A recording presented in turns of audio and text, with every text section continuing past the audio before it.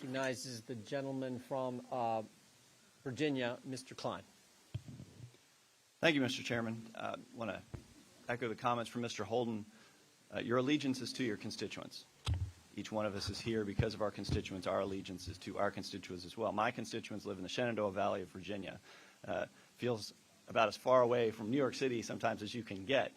The floor that I was on in my hotel last night was taller than any building in my entire home county, Botetourt County. But our hearts are with the people of New York City. Our hearts are with the victims of these crimes that are being committed against the people of New York City. And every crime has a victim, and it's not just about numbers. It's about real people, as Mr. Tiffany was saying.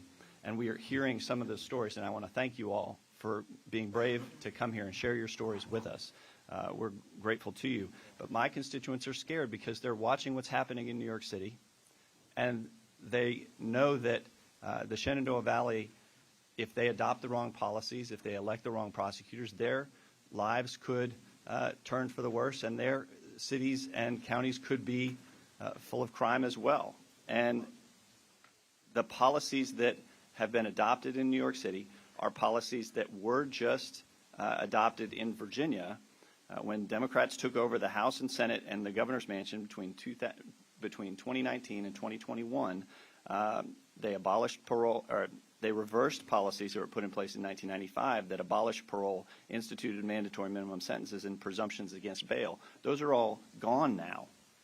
And we're worried, quite frankly, in Virginia because we see the impact of those policies here in New York, along with the falling apart of what I consider to be a three-legged stool when it comes to the fight against crime. You need three legs of a stool. You need police who are going to arrest, you need prosecutors who are going to prosecute, and you need judges who are going to put people in jail.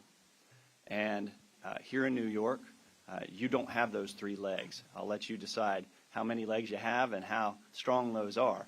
But when you get rid of the policies that, like a presumption against bail that we got rid of in Virginia, like the bail policies that you have here, the ending of cash bail here in New York City, it's like termites eating away at that stool. So no matter how strong you have in terms of your mayor, who's a former police chief, or your police chief now, if you lose those legs, or if you have the stool being eaten away, you see the spike in crime that's happened. And we have a spike in crime here in New York City.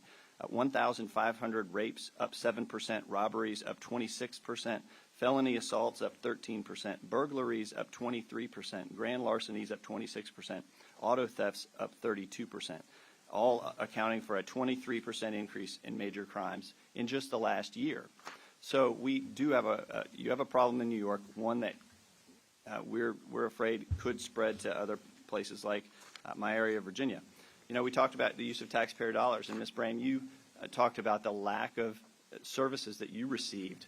And so we inquired about how many taxpayer dollars go to New York City and to Alvin Bragg's office. The DA's office receives $204,730 in federal grant money during the current award period from the Department of Justice's Justice Assistance Grant Program, which is sub-granted to the City of New York, goes toward addressing violent and other felony crimes in our jurisdiction.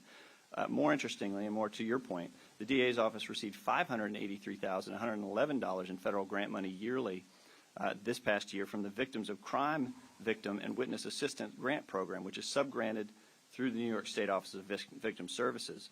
Use of these funds is to be used to provide information to victims and their families related to the prosecution of cases and assisting victims with understanding the criminal justice system. Over $500,000 sitting in Alvin Bragg's office to help people like you. Do you feel like you got help from Alvin Bragg as the case was going forward? No, I received no help from his office. Me and my family, we were treated like garbage. You know, I can't describe it any more than, you know, what I have already. You know, it was the most horrific experience that I've ever experienced. It was just bad. Were you alerted when the plea deals were cut for two of those offenders? Were you alerted to those plea deals when they were cut? No. Were you allowed to put a victim's statement into Not record? for Mary Saunders. Not upon her sentencing. For Travis Stewart, I did, and for the other two. but they dismissed those gang assault and those murder indictments behind my back. That's abhorrent and Yeah. did not do justice to you or to the son that you lost. And Not at we all. apologize. Not at all. I yield back. Gentleman yields back. Before recognizing the gentleman from New York,